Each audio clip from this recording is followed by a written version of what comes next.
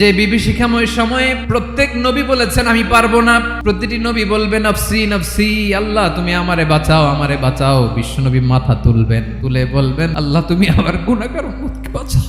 এই দুনিয়ার বুকে রব্বুল আলামিন সব নবীকে একটা করে দাওয়া মুস্তাজাবা দিয়েছেন, মানে যে দোয়া করলে কবুল হয়ে যায় সাথে সাথেই। দাও বিহা, দুনিয়ার সব নবীরা ওই দোয়াটা দুনিয়ায় করে ফেলেছে। বিশ্বনবী বলেন আমি করি নাই, আমার ওই স্পেশাল দোয়াটা আমি দুনিয়ার বুকে কঠিন বিপদে পড়েও কোনোদিন করি নাই। আমি আমার স্পেশাল দোয়াটা কিয়ামতের দিন আমার গুনাহগার উম্মতকে সুপারিশের জন্য রেখে দিয়েছি। আল্লাহ বলবেন নবীর ফারাসাক, মাথা তোলেন। আল্লাহ বলবেন সাল তুতা, আপনি যা চাবেন তাই দেব। ওয়াশফা তুশাফা, সুপারিশ করেন সুপারিশ কবুল করব। বিশ্বনবী বলবেন আল্লাহ ওই স্পেশাল দোয়াটা দুনিয়াতে করি নাই, আজকে আমি তোমার দরবারে দাঁড়িয়ে কিয়ামতের দিন ওই দোয়াটা করছি। আল্লাহ আমার যে উম্মতের হৃদয়ে যাররা পরিমাণ ঈমান আছে, আমার একটা উম্মতকেও তুমি জাহান্নামে ঢোকাতে পারবা না।